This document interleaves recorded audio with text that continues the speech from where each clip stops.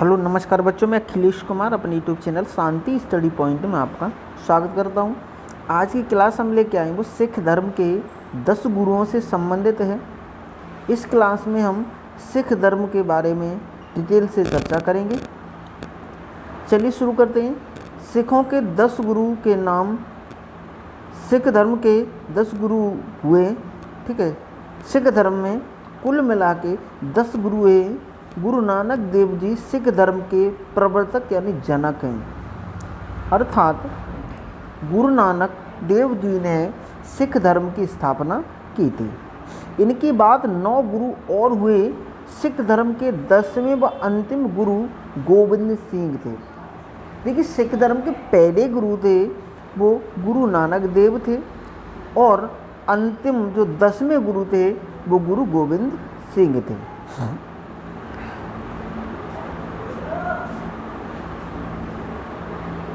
सिख धर्म से संबंधित बहुत सारे प्रश्न पूछे जाते हैं। इसी के संबंध में इस वीडियो में हम चर्चा करेंगे। कौन कौन से क्वेश्चन, कौन कौन से प्रश्न प्रतियोगी परीक्षा में पूछे जाते हैं। चलिए शुरू करते हैं क्लास को। इसमें जो पहले गुरु हुए वो गुरु नानक देव जी 1469 से 1539 ईस्वी तक। फिर दूसरे हैं गुरु अंगद देव जी 1539 से 1552 तक। गुरु अमरदास 1552 से 1574 तक। गुरु रामदास 1574 से 1581 तक। गुरु अर्जुन देव 1581 से 1606 ईस्वी तक। गुरु हरगोविंद 1606 से 1644 ईस्वी तक। गुरु हर राय 1645 से 1661 तक। गुरु हरकिशन 1661 से 1664 तक और गुरु तेग बहादुर 1664 से 1675 तक और गुरु गोविंद सिंह 1675 से 1699 तक। ये पूरा कालक्रम रहा है सिख धर्म के 10 गुरुओं का। पहले गुरु हैं वो गुरु नानक देव जी हैं। अंतिम गुरु हैं वो गुरु गोविंद सिंह जी हैं। चलिए शुरू करते हैं गुरु नानक देव जी के बारे में। सिख धर्म के प्रवर्तक, ठीक है, या संस्थापक। गुरु नानक देव का जन्म 15 अप्रैल 1469 में तलवंडी नामक स्थान पर हुआ था। ठीक है, जो गुरु नानक देव जी हैं उनका जन्म 15 अप्रैल 1469 में स्थान था तलवंडी, वहाँ पर हुआ था। गुरु नानक देव जी ने ही सिख धर्म की स्थापना की। याद रखना, जो सिख धर्म है उसकी स्थापना गुरु नानक देव जी ने की थी। नानक जी के पिता का नाम कल्याण चंद्र या मेहता कालू जी था और माता का नाम तृप्ता था। नानक जी के जन्म के बाद तलवंडी का नाम ननकाना पड़ गया। ठीक है, आज जिसे ननकाना कहते हैं उसे नानक जी के जन्म से पहले तलवंडी कहते थे। वर्तमान में यह जगह पाकिस्तान में स्थित है। जो अब ननकाना साहिब है वो पाकिस्तान में चला गया है। नानक जी का विवाह सुलक्षणी नाम की महिला के साथ हुआ। नानक जी के 2 पुत्र श्रीचंद्र और लक्ष्मी चंद्र थे। ठीक है, 2 पुत्र थे, पहला पुत्र श्रीचंद्र और दूसरा लक्ष्मी चंद्र। नानक जी ने करतारपुर नामक एक नगर बसाया था जो वर्तमान पाकिस्तान में स्थित है। जो करतारपुर नामक नगर है जो पाकिस्तान में स्थित है उसको नानक जी ने ही बसाया था। इसी स्थान पर 1539 को गुरु नानक जी का देहांत हुआ। ठीक है, ननकाना या फिर करतारपुर है। ठीक है, यहाँ पर नानक जी का देहांत हुआ था। कब हुआ था? 1539 में। उसके बाद 1496 ईस्वी में कार्तिक पूर्णिमा की रात को इन्हें ज्ञान की प्राप्ति। ठीक है, जो गुरु नानक देव जी हैं उन्हें ज्ञान की प्राप्ति 1496 में कार्तिक की पूर्णिमा वाले दिन होती है। गुरु नानक देव जी ने संगत और पंगत को स्थापित किया। संगत का अर्थ होता है धर्मशाला और पंगत का अर्थ होता है लंगरशाला, यानी कि जहाँ पर खाना खिलाया जाए। जो गुरुद्वारे में लंगर व्यवस्था चलती है उसको ही कहते हैं पंगत। अब दूसरे गुरु हैं गुरु अंगद देव जी, 1539 से 1552 ईस्वी तक। गुरु अंगद देव जी सिखों के दूसरे गुरु थे। गुरु नानक देव ने अपने दोनों पुत्रों को छोड़कर इन्हें अपना उत्तराधिकारी बनाया था। इनका जन्म फिरोजपुर पंजाब में 31 मार्च 1504 को हुआ था। इनके पिता का नाम फेरू जी था, जो पेशे से व्यापारी थे। इनकी माता का नाम रामा जी था। गुरु अंगद देव को लाहेड़ा जी के नाम से भी लाहेड़ा जी के नाम से भी जाना जाता है। इन्होंने ही गुरुमुखी लिपि को जन्म दिया। इनका विवाह खीबी नामक महिला के साथ हुआ था। इनकी 4 संतानें थी, जिनमें 2 पुत्र और 2 पुत्रियां थी। गुरु अंगद देव जी ने लगभग 7 साल तक नानक देव के साथ रहे। गुरु अंगद देव जी लगभग 7 साल तक नानक देव जी के साथ रहे, फिर सिख पंथ की गद्दी पर बैठे। गुरु अंगद देव जी सितंबर 1539 से मार्च 1552 तक अपने पद पर रहे। गुरु अंगद देव जी ने जात पात के भेदभाव को हटाया, लंगर प्रथा स्थायी रूप से चलाई और पंजाबी भाषा का प्रचार शुरू किया। तीसरे गुरु हैं गुरु अमरदास जी, 1552 से 1574 ईस्वी। गुरु अंगद देव जी के बाद गुरु अमरदास सिख धर्म के तीसरे गुरु बने। 61 वर्ष की आयु में गुरु अंगद देव को अपना गुरु बनाया और तब से लगातार उनकी सेवा की। गुरु अंगद देव ने उनकी सेवा व समर्पण को देखकर उन्हें ही अपनी गद्दी सौंपी। गुरु अमरदास का निधन 1 सितंबर 1574 को हुआ। गुरु अमरदास जी सती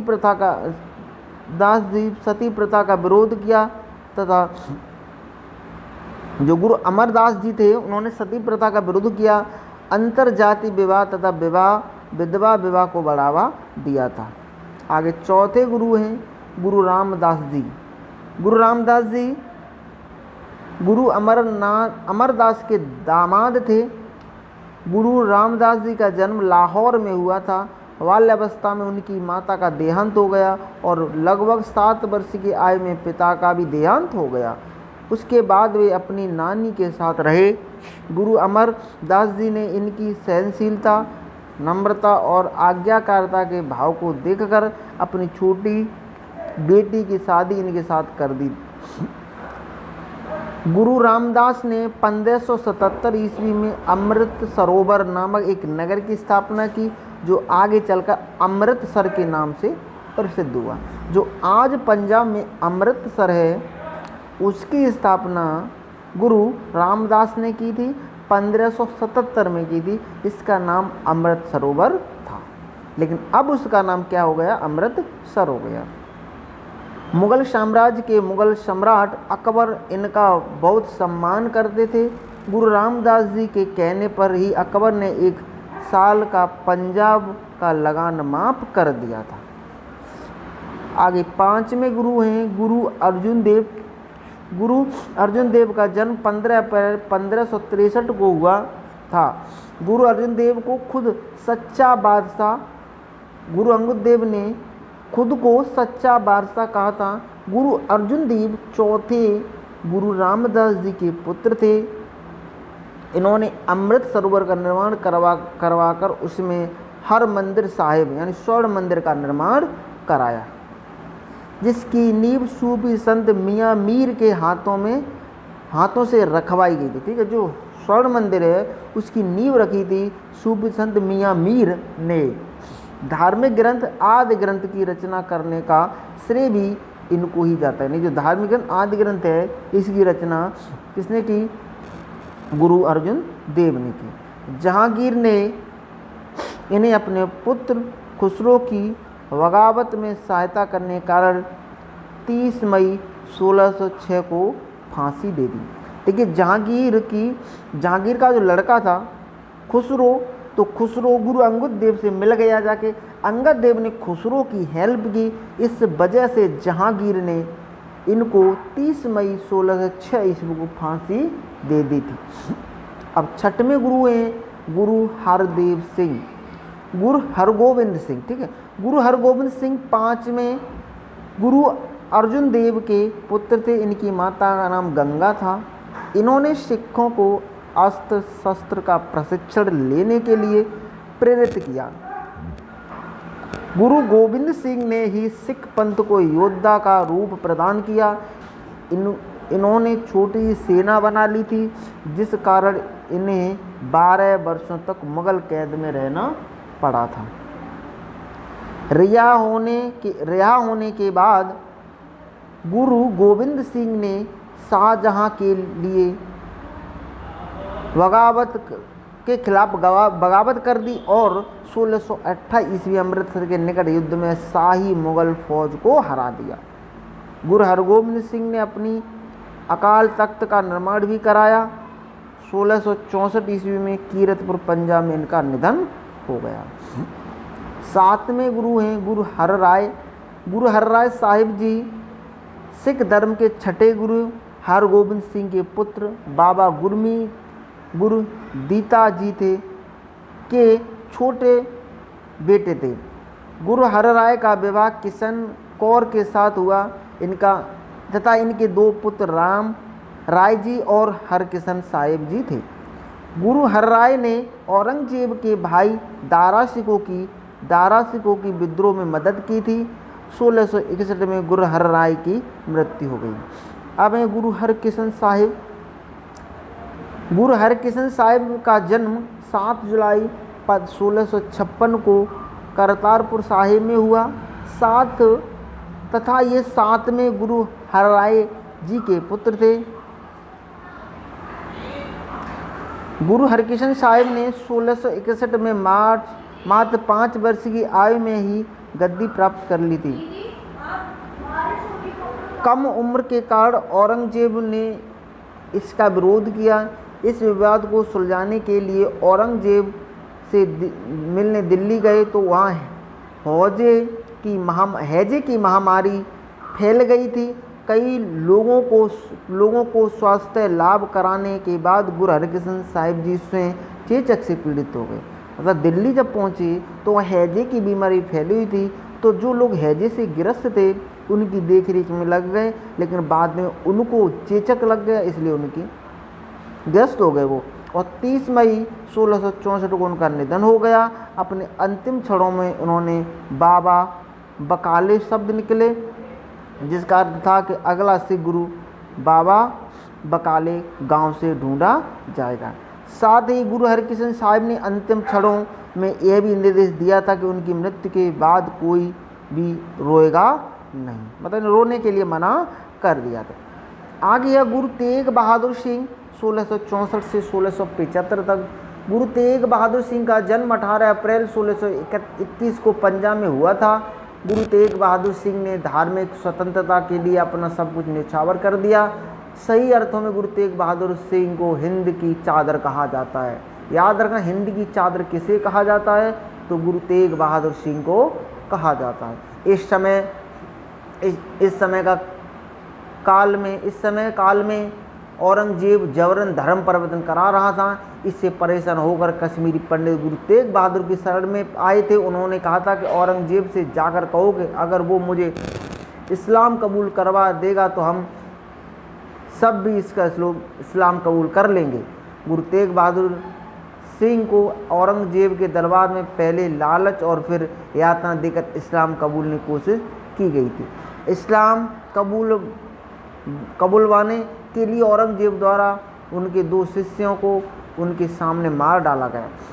अंत में जब औरंगजेब कामयाब नहीं हुआ तो चांदनी चौक पर गुरु तेग बहादुर सिंह का शीश 24 नवंबर 1675 को कटवा दिया। इसी इस शहीदी स्थान को शीश जंग के नाम से जाना जाता है। यहाँ पर शीश जंग साहिब नामक गुरुद्वारा स्थित है।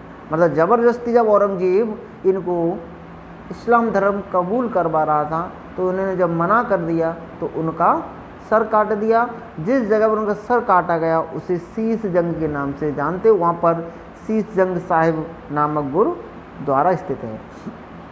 अंतिम और आखिरी जो गुरु हैं सिख धर्म के वो हैं गुरु गोबिंद सिंह, 1675 से 1699 तक।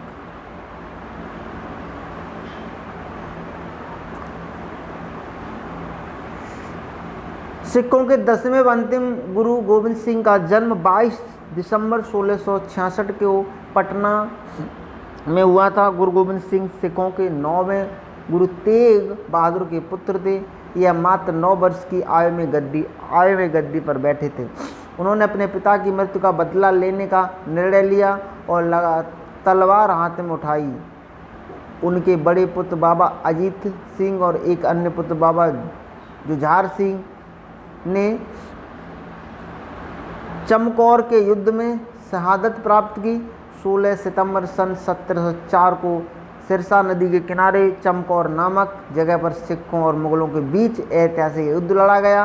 इनके 2 पुत्र बाबा जोरावर सिंह और फतेह सिंह के मुगल गवर्नर वजीर खां के आदेश पर दीवार में जिंदा चुनवा दिया गया था 1699 ईस्वी में। ठीक है। सिखों के 10वें व अंतिम गुरु गोबिंद सिंह का निधन हो जाता है। 1699 इनका निधन हो जाता है। उससे पहले उन्होंने खालसा पंथ की स्थापना की और गुरु प्रथा को समाप्त कर दिया। गुरु गोबिंद सिंह ने 5वें गुरु अर्जुन देव द्वारा स्थापित गुरु ग्रंथ साहिब को ही अगला गुरु बताया। इस तरीके से सिख धर्म के जो भी गुरु हैं उनके बारे में हमने विस्तार से देखा।